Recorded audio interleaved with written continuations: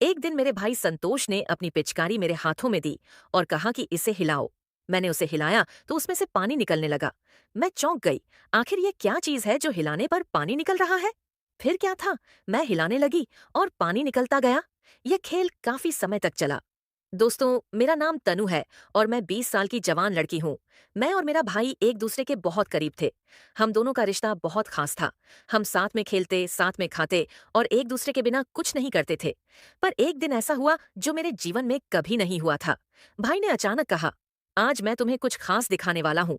उसकी आंखों में एक चमक थी, जैसे वह कुछ बड़ा राज छुपा रहा हो। मुझे शक हुआ कि वह फिर कोई शरारत करने वाला है। मैंने हंसकर बोली, अब क्या नया मजाक करने की सोच रहे हो? वह मुझे अपने कमरे में लेकर आया और बिना कुछ कहे मेरी आंखों पर पट्टी बांध दी। मेरे दिल में हल्की बेचैनी होने लगी, लेकिन मैंने सोचा कि यह बस एक खेल है। भाई ने मेरे हाथ में एक लंबी ठंडी चीज पकड़ा दी।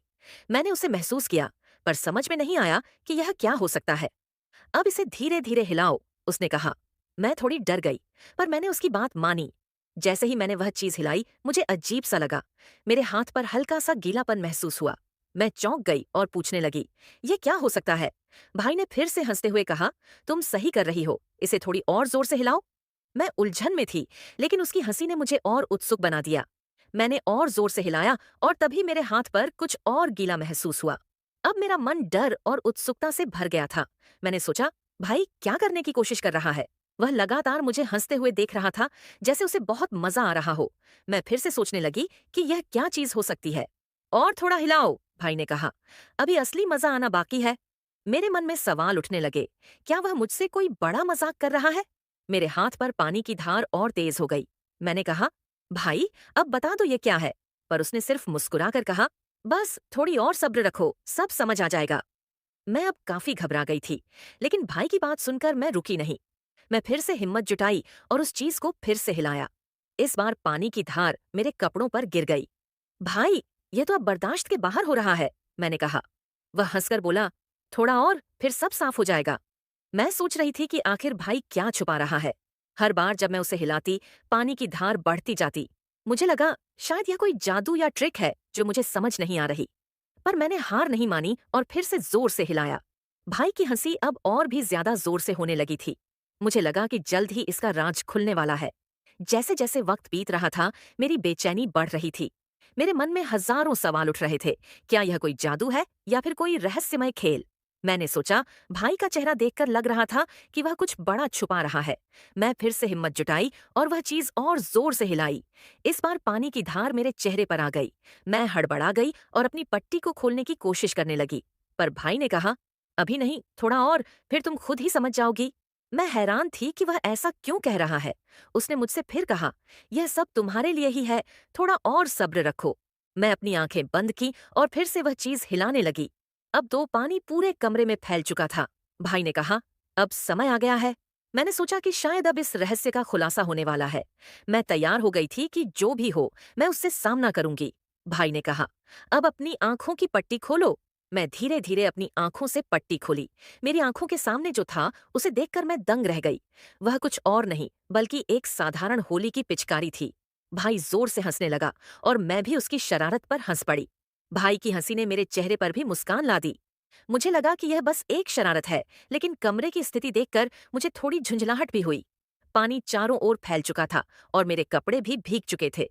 मैंने कहा, भाई, तुमने पूरा कमरा गीला कर दिया। भाई हंसते हुए बोला, मुझे लगा कि तुम्हें होली के दिन की तरह मजा आएगा।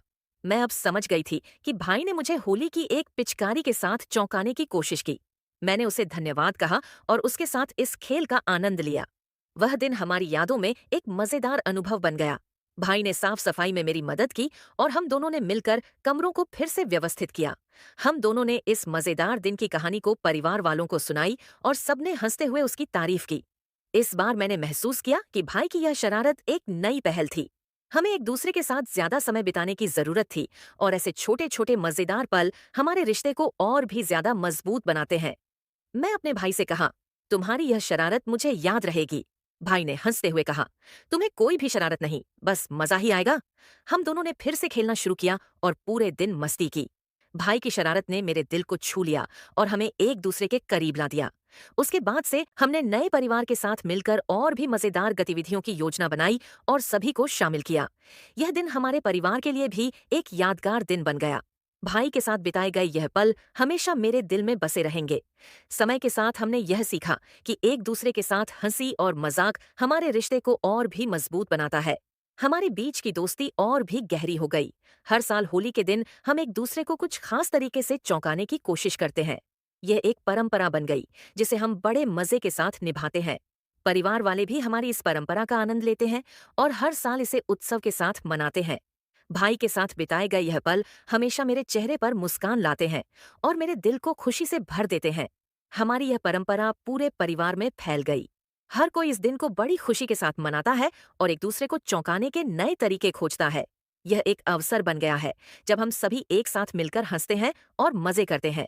भाई की इस शरारत ने हमें यह सिखाया कि जीवन में खुश रहना कितना महत्वपूर्ण है। ऐसे पल हमारे रिश्तों को और भी मजबूत बनाते हैं और हमें जीवन की चुनौतियां निपटाने की शक्ति प्रदान करते हैं।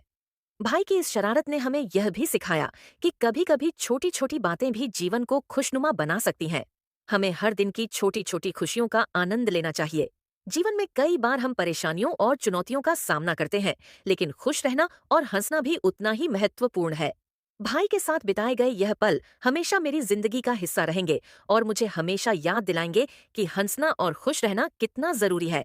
अंत में भाई को धन्यवाद कहना चाहूंगी कि उसने मेरे जीवन में इतना मजेदार और खुशहाली लाया। उसकी शरारत ने हमारे रिश्ते को और भी खास बना दिया और हमें एक दूसरे के करीब ला दिया। इस अनुभव ने हमें यह सिखाया कि रिश्तों में प्यार, दोस्ती और हंसी मजाक का महत्व कितना होता है। मैं हमेशा भाई की इस प्यारी शरारत को याद करूंगी और हर साल होली के दिन इसे बड़े उत्साह के साथ मना